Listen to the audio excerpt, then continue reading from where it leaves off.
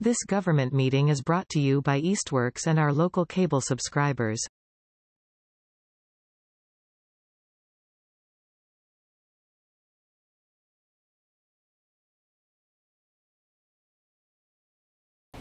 We're going to bring the Finance Committee meeting to order, and we have some, I don't even know what the agenda is, to be honest with you. That's how prepared I'm not. If it helps, I printed it out. I have it online, I just, do we have anyone here that, from the public that, I don't have any written communications. If anyone wants to make any comments, questions. Hi there. Hi, should I go sit up? No, it's okay. Just tell me who you are. Okay, I'm Sierra Simmons. I'm from 242 College Highway, and I'm on the Housing Authority. Okay. And we've been putting forward, along with the Select Board, a affordable housing trust bylaw. I know that Joy Piper did send it to someone on the Finance Committee? I think today she just sent it. Okay. And so I'm basically here because I know that when it goes on to the special town meeting, the Finance Committee is going to either like recommend, not recommend, or say nothing. So ahead of time, I want to know if you have any questions, concerns, if this is the kind of thing that you wouldn't even put forth a recommendation for. Anything you'd like to know about it, I can just tell you a bit about it if you're interested, but I just wanted to connect with you guys about that before. Tell me your name again. Sierra Simmons. Oh, okay. I'd like to know whatever you have to say about it. Sure. Yeah. Okay. And I did this up for you, Vicki. Oh, okay. And there's probably only 2 bylaws I could even think of that you may weigh in on that you might think possibly have a financial impact. One was the affordable housing. Mm-hmm. The other, and I've got copies of it, is the marking of town-owned vehicles. Oh, yeah.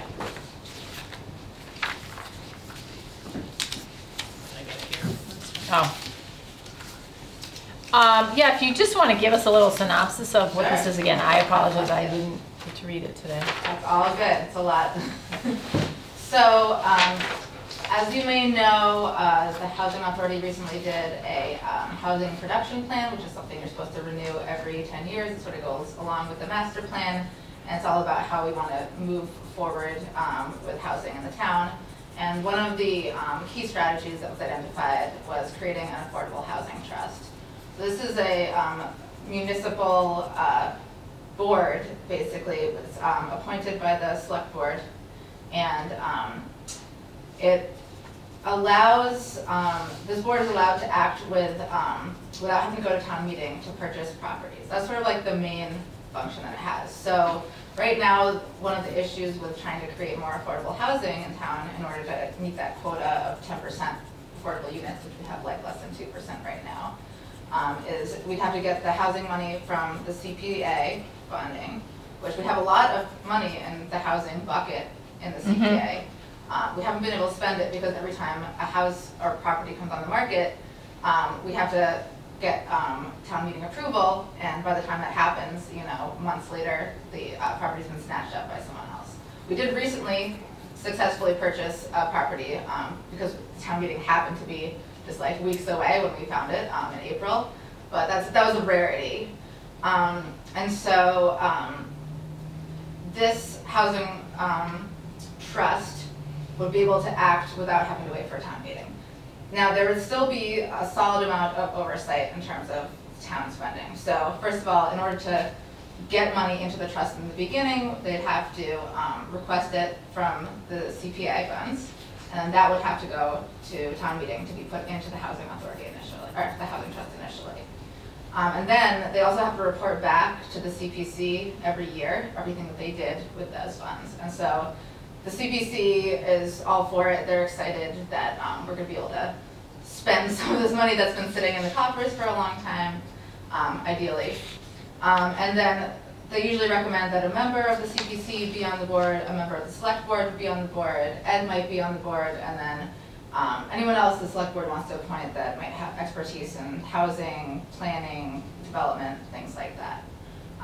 So this is something we're super excited to get this moving forward, so that we can sort of just make more of an impact in town, because we sort of felt like stuck, like we can't like make moves with this money that's sitting there. So would all the money that's in the CPC fund for this now move to the trust? Not on time, or? We were gonna probably request about 200,000 to start with, so it doesn't just automatically move to the trust. Anytime we want to add more money to the trust would have to request it, do a formal request to the CPC. So they were suggesting about 200,000 just to like sort of kickstart the trust, and then people can also make donations to it. Money can come from other places, but I think it would be mostly funded by the CPA funds. So it says that something about the trust can spend up to 80% of whatever's in the trust. Mm-hmm. So is there a reason to not just have everything go over to the trust at one time? Not necessarily. I guess the only reason would be concern that people would have, you know, that people would have concerns about. We thought it might be more likely to pass if we don't ask for all of the money at once. But that's something that we discussed. So this initial town meeting would be to start the trust, and then it would be the May town meeting that we asked to put the money into the trust. So we'd have time over the next few months to sort of figure out what the best plan is for that. Am I supposed to be a liaison to something in housing? If you still, I mean, I think that's what we were thinking, so. Okay. If that's okay, if you still, you know. Yeah, I would still certainly do that. I haven't known Reached about out. meetings or anything, so I can give you my email and. Sure, that'd be great. So, okay. No, thank you. Now I can write it down. Yeah, let me write it down for you. Actually, can I grab it? Mhm.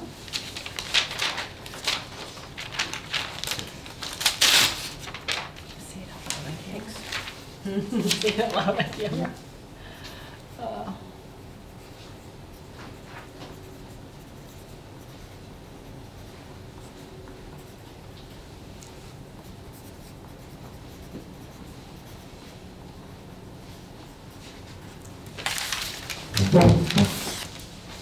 Thank you. We just had a meeting last night, but we'll be having, we usually meet every month, so we'll Okay. keep you posted. Thank you. This was, this is, again, I didn't get to read it, but it's good just to kind of get a overview of kind of what's happening, so, and it's about time that we use some of that money. It's been sitting there for a while, so this is good. If you have any further questions, you know how to reach Housing Authority at town@southampton.org. I think it is. You can reach us. Good. Thank you. Thank you. Thanks for having me. I'm heading out. Thanks, Sarah. Cool. Thank you. See ya. Yeah.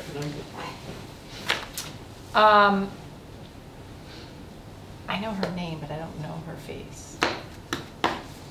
And when she said it, I was like, oh yeah, I know that name, but I don't know the face. I don't know. Just remember people's names. Next on our agenda is an update from the select board liaison. I don't have anything. You have anything? I'm just here to take notes from you guys and report back to the select board so they can figure out what to do, so. Okay. Continue on. That's fine.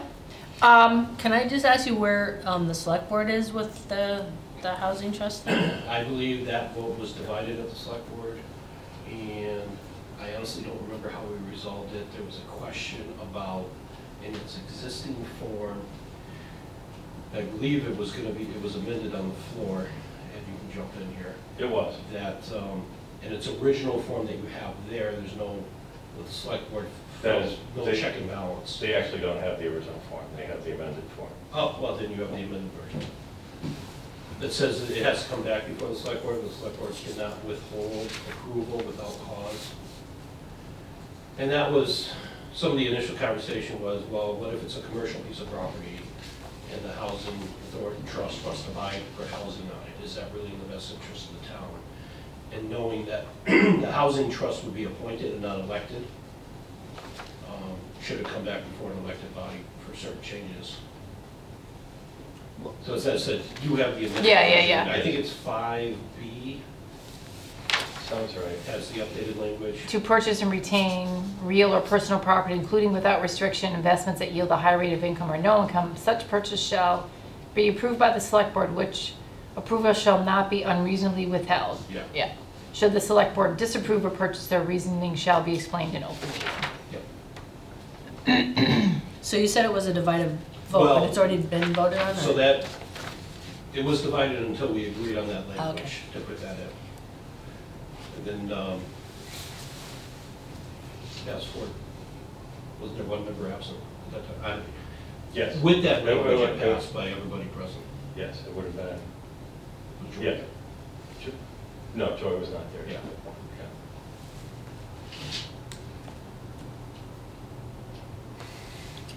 She came in just after that. So at our last meeting, we were discussing, you know, the expense and revenue reports, and we had some questions, and so that's kind of why we asked Ed and Bradley here to see if they had some answers, or they could, you know, look it up later on and get back to us.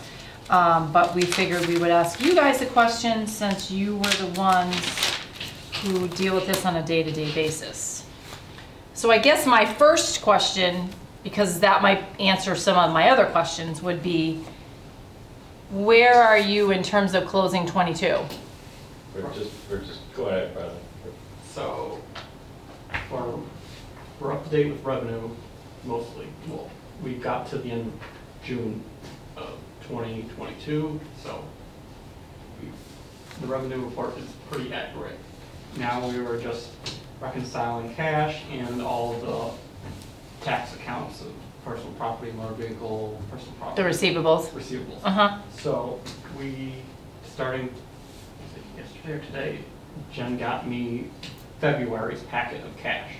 And I discovered that our running variance of $275 is now $1,700. So I have to go back to see where we got off track. And so I'm now going back till November to find out where this variance is. So we need to get through cash all the way through the end of June, get to deal with the receivables, and then close the books, report to the state, then get the free cash. So it's not like momentarily we're gonna be done. It's No, I was just curious, because some of my questions, like if you look at the expense report for the end of 22, you have a deficit in elementary school, which is pretty big. That whole section is in a deficit. I probably can assume school of choice and charter school tuition, that last June bill sometimes will be a lot larger than what was your original in the cherry sheet. But I guess what concerns me is the elementary school is, you know, almost $32,000 in a deficit. So I don't know if you still need to reconcile with the school. Yeah. And I do have questions to them about their prior year bills. But then I didn't get a solid number for 21 into 22, and then they said that they wanted to update their number for 22's invoices that are going into 23. So I need to talk to them about that, and yes, I'll talk to them about these variances. Yeah, that just seems kind of big. Okay. Do you know if the police chief submitted his reimbursements for the E911 grant for dispatch? Because I don't see in communication wages that we actually move the money to the grant. So you're saying it's from general fund? Yeah, Moving it to where? special revenue.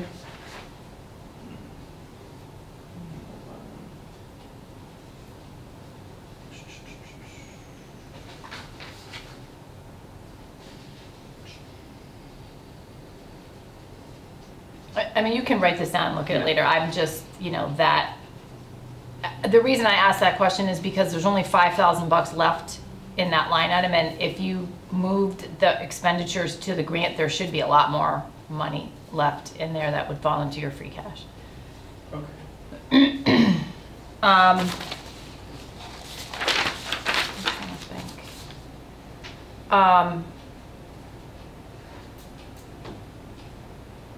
R&B surcharge, and I didn't look this one up, but it's strange to me that looks like there's an extra amount of money charged there, and the state usually doesn't charge us extra.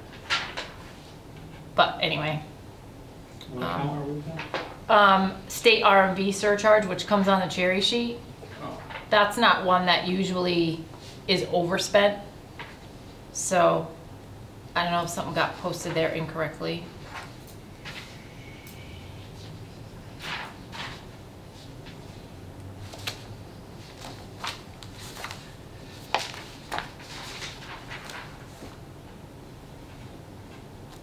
Now, again, I was going to send these to you ahead of time, and I just didn't have time to write them up. It's okay. That way you could. Again, you can just write it all down and Yeah, we'll get it. get back to me. Respond to you. Where on the expense report is that? It's on page 4, under intergovernmental expenses. Oh, yep. R&B. Okay, thank you. These Medicare claim expenses, these belong to the school? Yes, Okay. and yeah, we have the And- deficit, so yeah. we never fixed that, because we never had a budget for it. So I was handed those invoices when I started, and we struggled to find. And that's from Norris? Yes. Yes. Okay. Those are the ones that come from UMass? Yes. Okay. All right.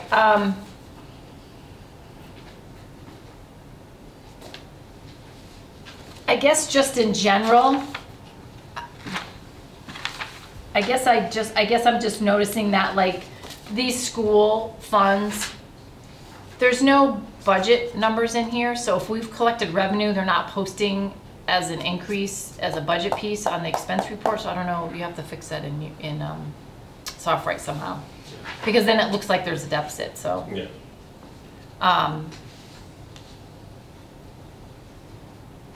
And the general fund? What do you mean? no, Fund 22? Fund 22. So look at like FY 22 after school out of school stipends.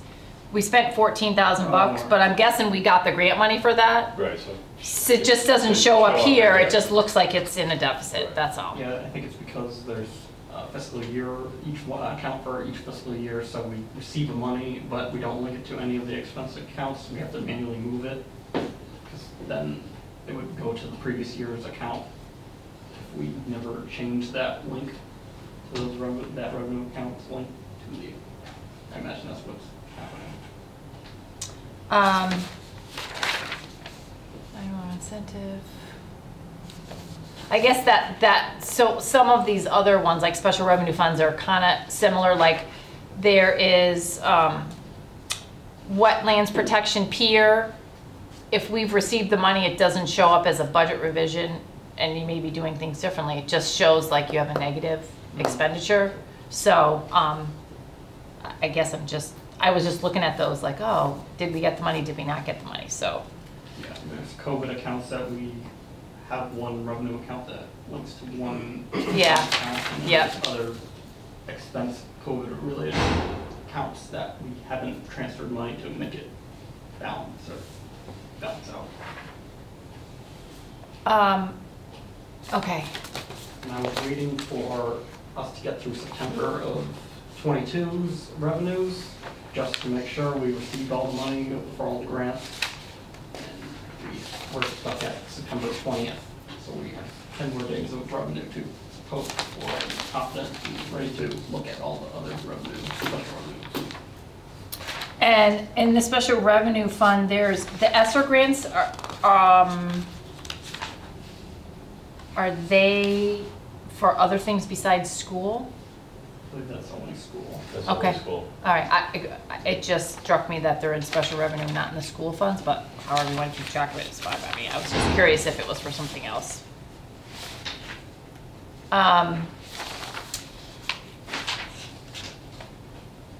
The other So I'm gonna move to the revenue report.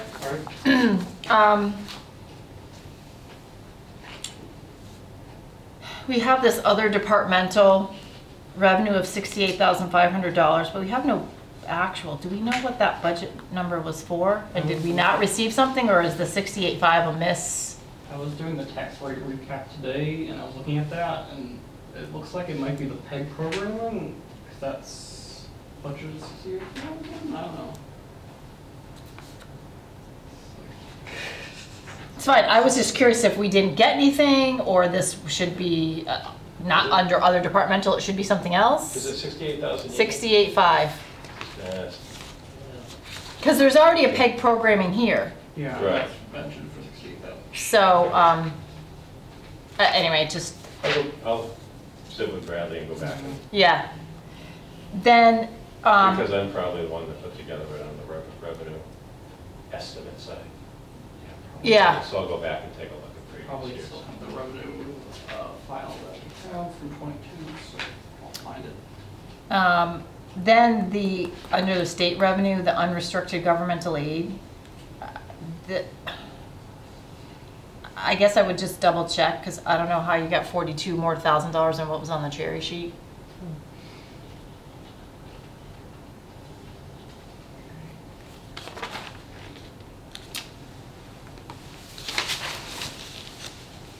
Let's talk cannabis. Yes. Let's talk cannabis. So I see there's a revenue for cannabis impact fee. Is that the money that comes through the vendor web for the 3% from the state? No, Okay, so I don't see that on here at all. the what? The money that you get from the state, 3%, Should be. because it's not on the general fund revenue, unless you didn't get any in '22. We would have gotten some in 22. But I remember it was on there. It's in 24, cannabis revenue. I don't know. That doesn't have estimated revenue.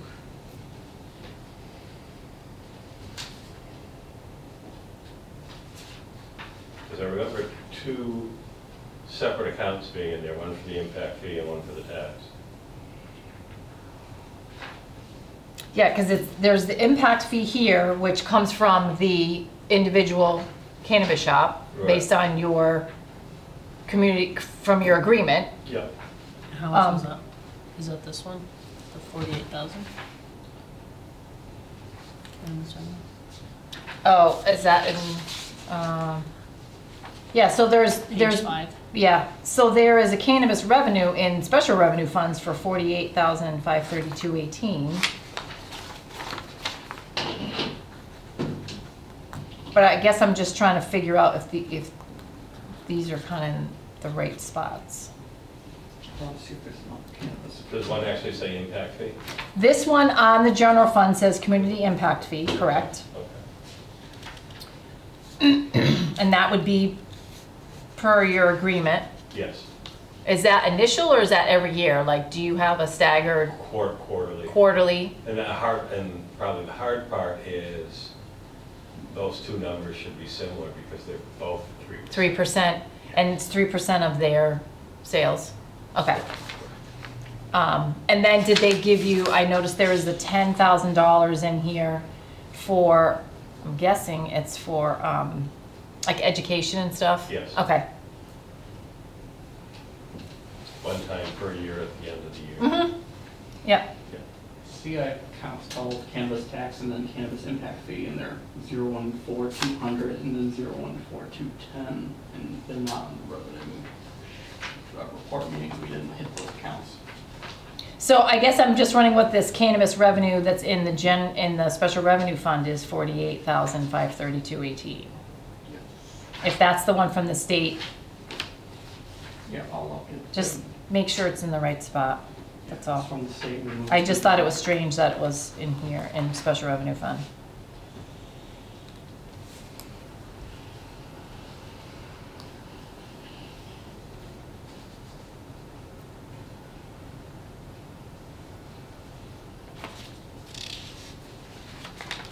Do you have to send them a bill? Or they send you with their sales, or I mean, that's kind of a tricky balance. I basically make a phone call to remind him when it's due. Ah, gotcha. Yeah. And then he's great. I mean, their computerized system just prints out everything so we can calculate it. Mm-hmm. Usually about a day after I remind him that it is or was due, he brings us a check.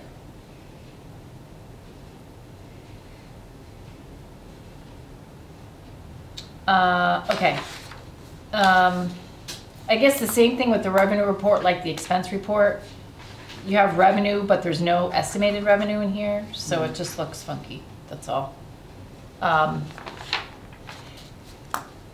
these accounts that are in capitals, you can't really see the account number. Like, they're all capital letters. I was told when I started. I know, I'm just, so when you look at this, you can't see the account number, you don't know what the account name is because it's capital and it's the space, it's too big of a space, so. Just, like, I don't know what this Massachusetts Rehabilitation Commission, maybe $30. I guess I can't see what the account number is, I don't know if that's the right name, so. It kind of just, it's hard to read, that's all. I probably have some other more specific,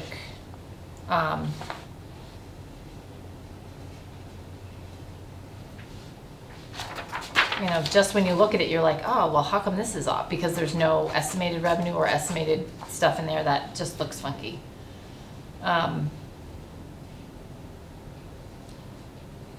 So,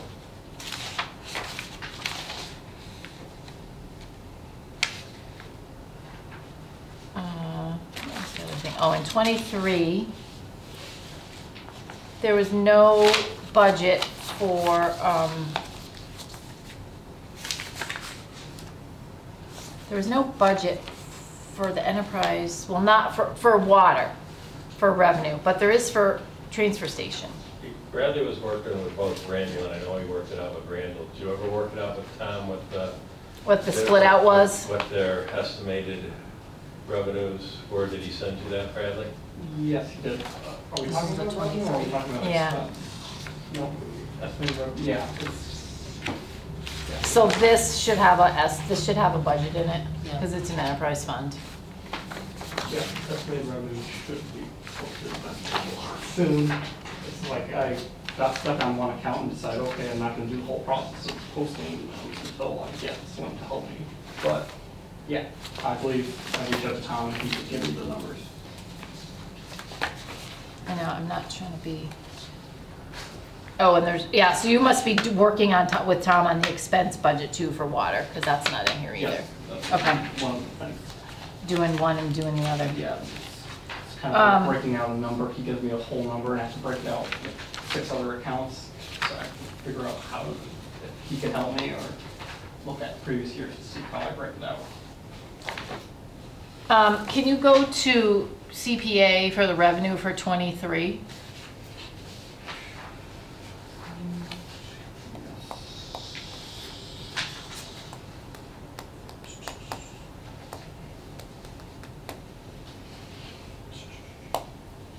Revenue for 23. Yeah, so you have a transfer from free cash.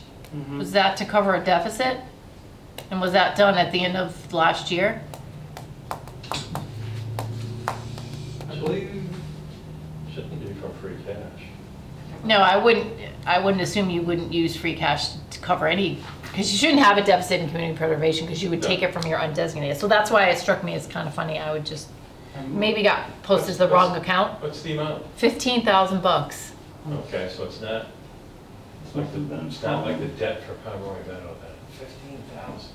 Oh. It must be a journal entry from article. Is that the one that maybe you needed a journal entry to reverse something that Transfer from free cash to Mass Trails grant match. Charged or something? Article 17 was called Transfer from Free Cash to Mass Trails Grant Match Greenway Project. So, And that was done in May. that was the last annual town meeting in June. Oh, so June. And so it was for FY23, not FY22? It doesn't say what fiscal year it is, but But that would have been for, see if the town will vote transfer appropriate a total of $15,000 from free cash to the account for Mass Trails grant match for design and engineering costs for the Greenway bike and present. That's really right, so it shouldn't be CP, you're right. Shouldn't be It CPA. shouldn't be CPC. Just struck me as odd. I'm like, why would we That's, transfer that's our local match to get. to the grant? So you, yeah, okay, Okay. all right. So it shouldn't be Fund 28. It should No. be. Probably 224 maybe.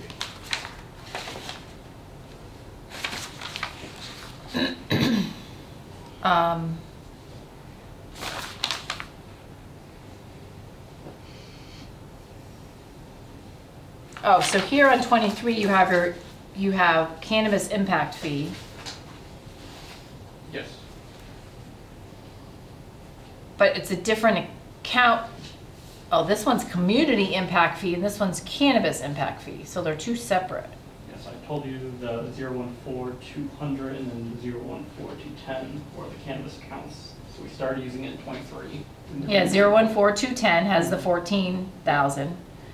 But then in 22, you have community impact fee. And I don't know if that's supposed to be cannabis or not. Yes, I'll look at that. All right. Is it a different fund? They're both general fund. One is under state revenue and one is charge for services. So the state revenue piece, maybe that's the tax piece. You just need to rename it. Yeah. That's all.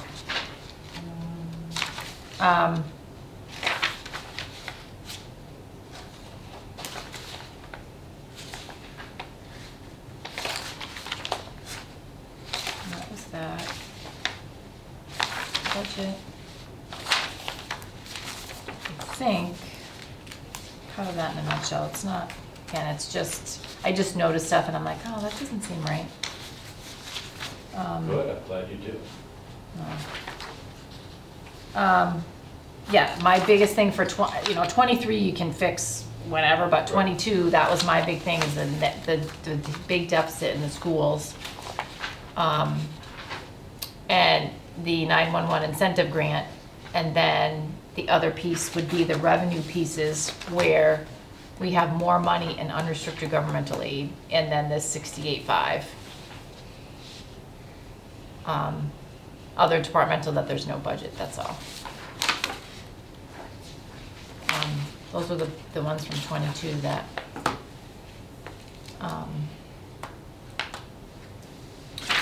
that kind of struck me, because that's why I was curious as how close you were to closing the books, because you might already figured this out and kind of is working on it, you know what I mean? He's starting to enter the stuff at the gateway stuff. So, but the schools, I wasn't sure if you reconciled with them, and I know Bobby left in September, so I don't know kind of who's handling that up there, but. I remember I did get a file, and they explained certain variances of why we were different, and then we got to the encumbrances, and I said, I need your totals. And Yeah. I didn't get that back. So we're fixing, I think it was Fund 22, that was more what we were working on than the general fund. So I'll reach out again to the general fund. So that's all I got. That's all I got for now. We'll get you some responses. Yeah, that's fine. And then the R&V surcharge was the other thing, just kind of struck me. I'm trying to remember on that 42,000. I seem to remember we did get an odd payment for something, and that might be it, so. Yeah, it's, yeah. So I guess we already talked about closing of the books. 21 audit. Should be done. I actually expect the final reports like the end of this week, beginning of next week. And Melanson did those too? Yes. Okay. And actually, once we get that, we'll schedule a joint select board finance committee meeting so Melanson can come out and give a verbal finalization of 21. Oh, okay. Do That's all I got for today. you have shows the other departmental 68,500, but I'm not seeing why we use that amount. In 2019, we had a $35,000 budget. For which one? Other departmental, that revenue on 22, that we have 68,500 and no actual revenue. I'll go back and look, because I know that had to be me.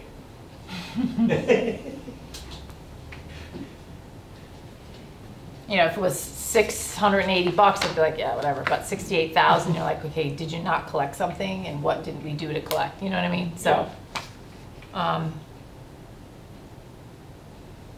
anyway, I might go through these again, but that was the first pass that I just quickly kind of stuck out in my head.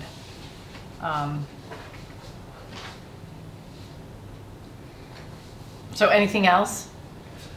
Oh, the town, yes. You've got the list of potential special town meeting articles there. And this is And from the votes, they're all going on except the two that are labeled tabled. One is a request, on the tabled ones, one is a request for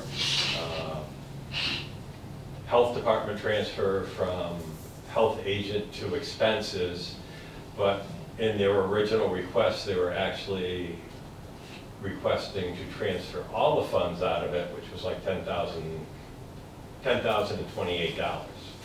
I brought it up at the select board meeting that, oh, if they did that, and even though they don't think they'll find a health agent between now and the end of the year, once they've done that and zeroed out the account, they wouldn't be able to hire someone if they came along. So it's tabled for the dollar amount rather than anything else. And then the other tabled one, and I don't know if John Workman had talked to the finance committee when he came here for his, regarding the reserve transfer, about the issue he was having procuring a trailer or not, but he came up with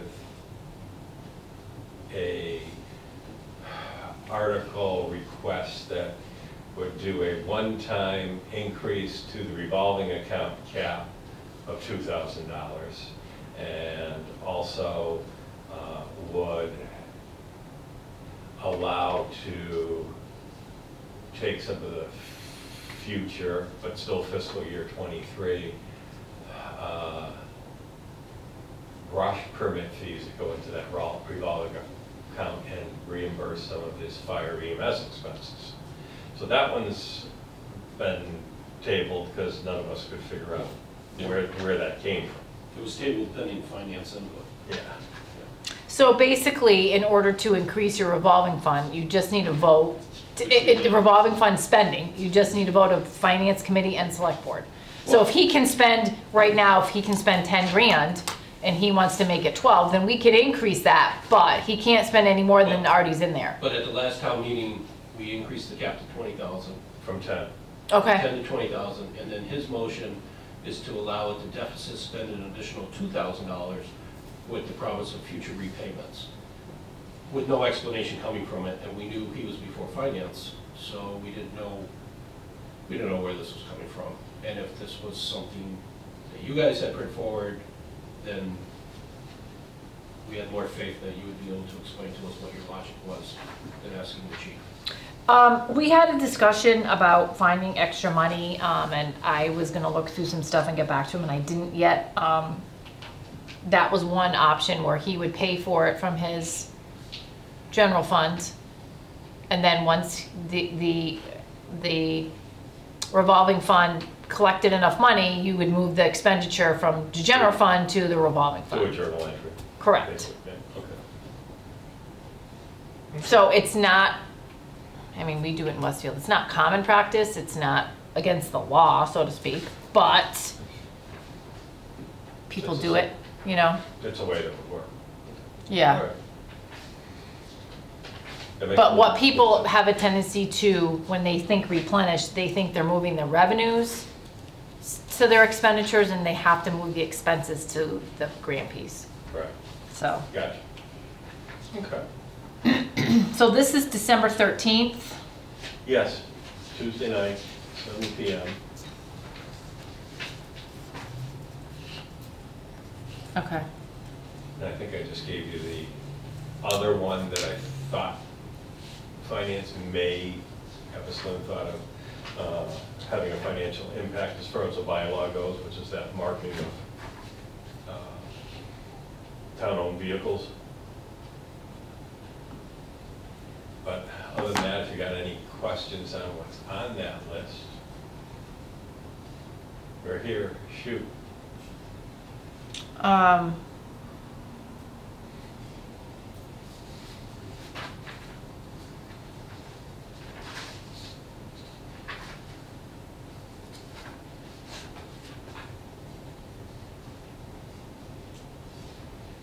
Principal assessor to consultant, principal assessor cyclical, principal assessor to assessor expenses.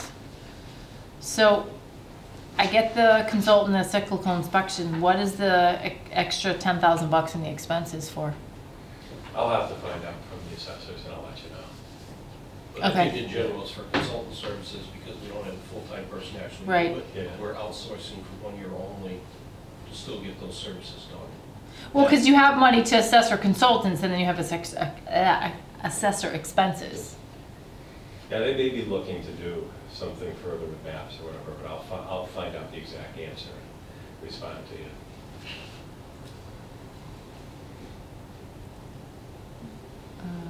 Operation stabilization for building, secure and demolish a property taken in tax title.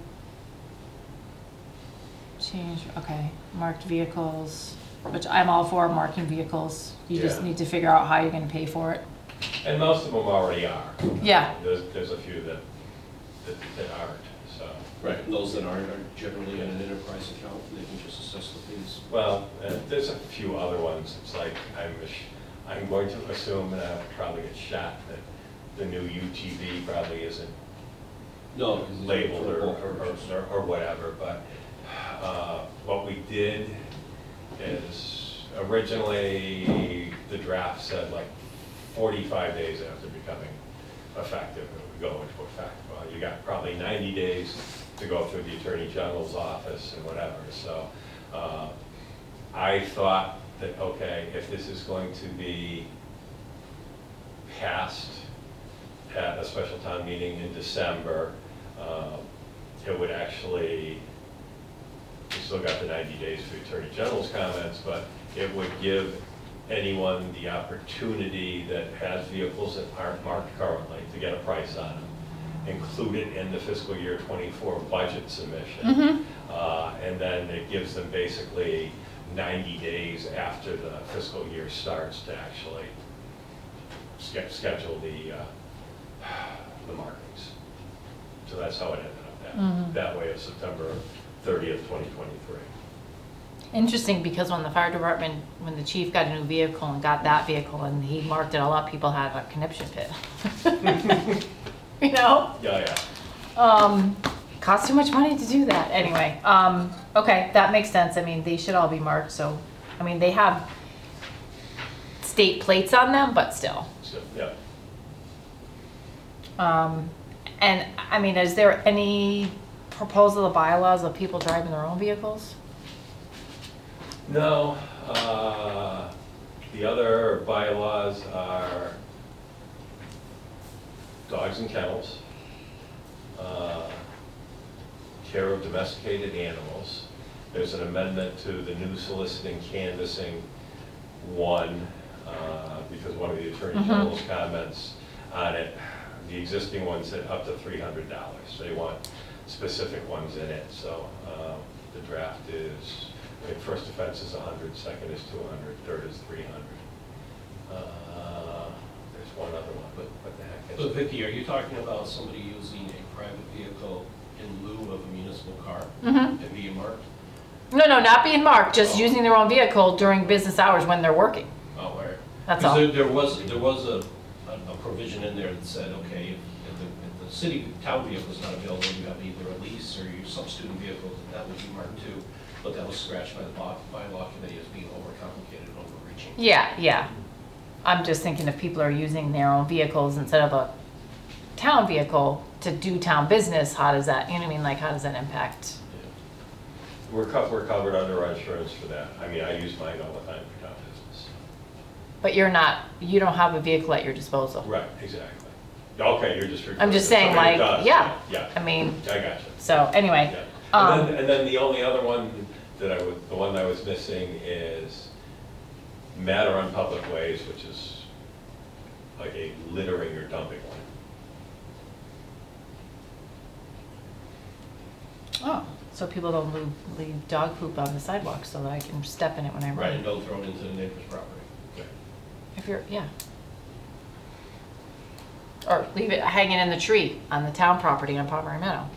Like flick it up and it's crazy. Anyway. Okay, and then Match for Mass Trails Design Grant, okay, and then new signs for more stuff for the. They wanted to do another sign Huh. because the one at Conan Park looks so good, but it's by the fields. They wanted to do One on the other that side, matches which makes sense. Over here on East Street.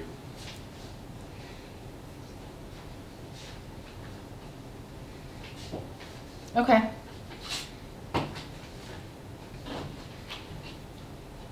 Thank you for this.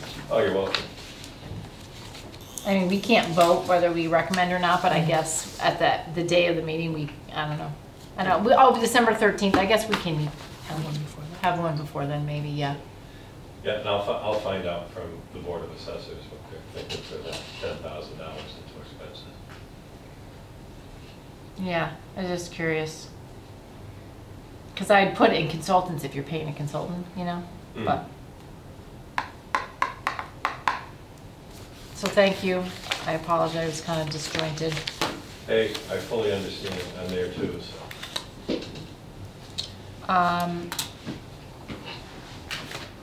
So should we adjourn? Yeah, we Yeah. can't really do anything else, Nope. right? So- Can't vote on anything, so.